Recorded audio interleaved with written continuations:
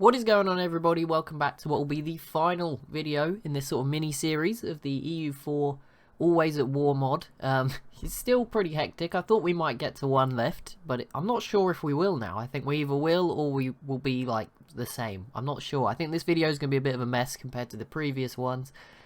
Because, like, I'm not sure. Either lots is going to happen or not very much. Because there's only, like, 7 or 8 countries left now. Maybe there's a few I'm missing, but there's not too many, right? There's a few small ones, but that's about it. So we'll see what happens. I was hoping there'd be one left. Maybe we could get to that point. I don't know. We'll see. But I don't think we'll get to one in the whole world. So I think the Inca, the Apache will still be here. But yeah, I think here, who knows? Maybe we'll hit play. We'll see what happens. And yeah, we'll get to 1821. Well, Genoa has pretty much killed Great Britain with. I nearly forgot the colours of the England flag. They have got an England flag, so I guess that kind of works. There is just Britain reduced to the Isle of Man, or Man. I don't. Is that the actual Isle of Man? Probably. But there you go. And also, the Commonwealth has all of a sudden been breached up here by Malwa. So we'll see what happens to them. Obviously, we've got the Sulu here as well. Okay, so 1710, and I thought it couldn't get messier, but it has. Although Japan seems to be doing well. Ming took a lot of Malwa, but these are big provinces, so I'm not going to read into that too much. And like I said, they are dying in India, which is probably a lot more valuable. Ethiopia and the Sulu, and all of a sudden Naxos is here in North Africa as well. That's a complete mess. And the Commonwealth is about the same. So there you go, 1710. It is flying through now. I'm probably going to get there very quickly, but we'll get to 1821 in no time. Oh, the Inca died. No way. Carib. The small green nation that's just hung around the edges of South America has killed them. Or the Inca killed them and then formed Carib, but I don't think so. I think they just killed the Inca somehow. I don't know, maybe the Inca just gave up. They were like, what is the point in just sitting here doing nothing? We'll let these guys have their day. Or I don't know, maybe they just got stronger. No idea, but it happened, so that's pretty cool. Over here, what's going on? Commonwealth is recovering Iberia. Malwa has now broke into North Africa. What is going on? Ethiopia is being pushed back. Ming is recovering in India, but losing stuff up here. Complete mess. I think Japan is... No, the Commonwealth is still the leader on development, and they are growing. But so these numbers have both got bigger since I last checked. So they're both growing, which I guess means the other two are probably shrinking, although the rest of the world probably also shrinking. Okay, we're about to hit 1725, and Ming has overtaken Japan. And is actually pushing back against Japan, and Malwa seems to also be struggling against the Commonwealth. I'm not sure we're going to get down to one. That might have been a bit ambitious, but we will see who's winning at the end. I feel like one of these 4 could at least be fully dead by then. I don't know. We'll see how it goes. Genoa has killed off Great Britain. The new Japan country is starting to eat into Japan. I'm not sure. This is the closest to like an overtake on the list. Not sure it really helps us in our quest to just have one country left. Malwa was shrinking, they've grown back a bit, and Genoa somehow got here, but it looks like that's going to become undone. But all the Commonwealth's going down this way. Still wide open, I guess. I think I don't know, at the moment I'd have to say Commonwealth and Ming, but only a few minutes ago I was saying Commonwealth and Japan, so I really don't know. But yeah, the Commonwealth, that is by far the biggest anyone's now been at any point, 6,600. So we'll see how they can, yeah, I mean that's double Ming in second. There's only 4 above 1,000, so we'll see what happens. Keep an eye on it. Well, I don't know what is going on. The Commonwealth lost West Africa and gained East Africa. And Chavchaveni is still growing. In fact, yeah, they have Beijing and sort of Korea now. So Japan may be going to collapse. Maybe they will not be... Oh, they just got... Oh no, Malwa got overtaken. What the heck? Oh, Malwa is... Okay, they're starting to shrink as well. Oh, the Commonwealth just dancing all over the place. Yeah, I think Japan and Malwa could easily drop out of this top sort of 4 conversation. I mean, Chavchaveni is sort of competing with Malwa. They, at one point, just then were ahead. They've fallen back a bit now, but yeah, I think it's a 2-horse race. I mean, anything could happen. You know, if Ming gets all of Japan and all of this stuff, then obviously they're back in it. But the Commonwealth is dominating right now, and it does look like Malwa could be on the edge as well. As we get towards 1750, Malwa clinging on. There's a little sliver left here. There's a bit of Persia as well, and Japan also being pushed down to Southeast Asia. They have now both fallen out of the top 4, or top 3. Sorry, Japan is 4th, Malwa's fallen to 6th. Ethiopia now above them. And Chavchavani, out of nowhere, is up to 3rd at 2,400 development. And it does seem to tick up. If you watch it there, it is slowly going upwards, not down. I think it's stagnant at the moment. But there you go, it's going up now. And they've just overtaken Ming. There we go. Chavchavani out of nowhere. But yeah, I thought this map would this period would consolidate it more, but it's actually got even messier. Don't know how that's possible. Plot twist: Japan recovered. They got a lot of their territory back. Chavchavani still has Korea and Japan, and all that stuff you can see in the middle. But Ming has collapsed as well. Who would have saw it coming? Well, Malwa and Ming really starting to look quite small now. Where is it? Malwa sits oh no, 7th and 6th between them. They interchanged a little bit, but well, you know, these were at 2 and 3k in development at the start of this episode, and they're falling down now. Sulu are now in 4th, Ethiopia in 5th, Chavchavani up into 3rd, still doing well, and they still have Japan. They've lost Korea. They're sort of pushing in the middle. They're a mess, them and Japan. Complete mess. In the Commonwealth, I don't know what is going on here, but is that Ming? Ming is up here as well. The Commonwealth, they're just overstretched. They also managed to invade Genoa. I mean, if they kill England, Britain, and get this territory, that would definitely give them quite a big development lead. I mean, they've already got the most development I've ever seen, 7,280, but they could get more. Ming is still around. They somehow have Scandinavia and a bit of India, just completely separate parts of their empire. Malwa's bit of a comeback. They've managed to split the Commonwealth here, but the Commonwealth have dug into Persia. This is definitely the furthest they've gone so far.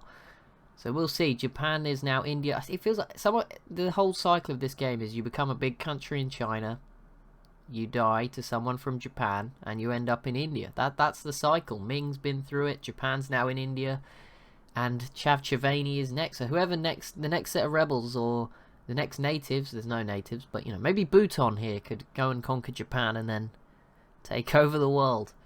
But anyway, how was that?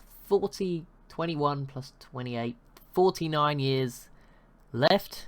We'll see if anyone makes it to the end. Who makes it to the end? It looks like a few of them will. I don't think it will just be one country. And we'll see who's winning. I mean, the Commonwealth, it could all go so wrong so quickly. I mean, they are losing Iberia right now, but they are probably walking back, so they should be okay. Sulu has now risen out of Africa, looking pretty good. Ethiopia's sort of fallen apart a bit. This area is disgustingly border gory. It looks like Japan is still 3rd and Chavchavani 2nd, so not too big of a difference. But the Commonwealth have lost some of their ground. Malwa has sort of made a bit of a comeback, and there seemed like, was that somebody? Who is this? Oh, Apache's just climbing. Wait, why do they have a 200% penalty? Oh, well, that sucks. Well, that's someone must have died for them to get on the list. I have no idea who. Genoa's fallen off of it, I guess. No, Genoa's still there. Someone else somewhere died. Someone small and pretty unimportant that was still just somehow alive. Doesn't matter too much, but there you go. The Apache are on there. If they actually embraced the institutions, they would be 6th.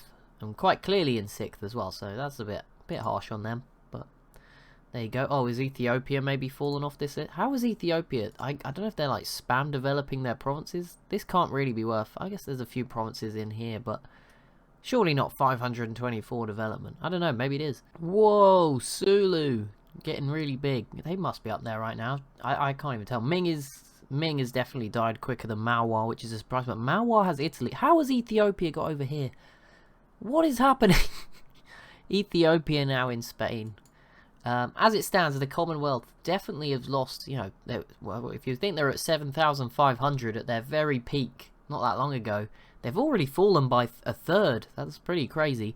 Japan is back up to nearly 4k, which is quite impressive. Then it is Sulu, Chavchavani, Ethiopia, Malwa, Genoa, and Apache still clinging on, which is great.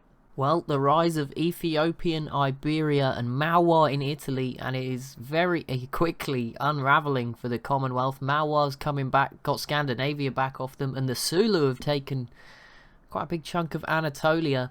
And Japan, oh my goodness, the Commonwealth are collapsing. Japan has taken the lead. It's been a while since the Commonwealth weren't in first. There's actually a real 3-horse race right now between the Sulu, Commonwealth and Japan. They're all in the 4,000 development level. The rest are a bit too far behind, I'm afraid. I mean, if Ethiopia absolutely destroys the Commonwealth, I guess there's a possibility. They're coming up through Iberia, up into France now. But yeah, the fight for first place is on, with 28 years, 27, 28 years to go. Well, this is beginning to be quite the tragedy. The Commonwealth falling short just when it mattered the most. Maois now has most of France and Italy. Ethiopia actually being cut off as well. You feel bad for them. The Sulu is pushing in. It looks like they may even have... Is Vienna? Is this one of these provinces? Maybe Vienna? I don't know. Pretty close, right? They're not quite. No, Vienna's... I don't know where Vienna is. Is it that one? There's Pest. I think it's this one. It's just changed language, so I can't really tell. Either way, they're in that sort of area. Maybe Vienna's more over this way, actually. I have no idea, to be honest. But oh, there it is. Is that it? Wienerwald? It must be that one, probably. Either way, they've pushed in.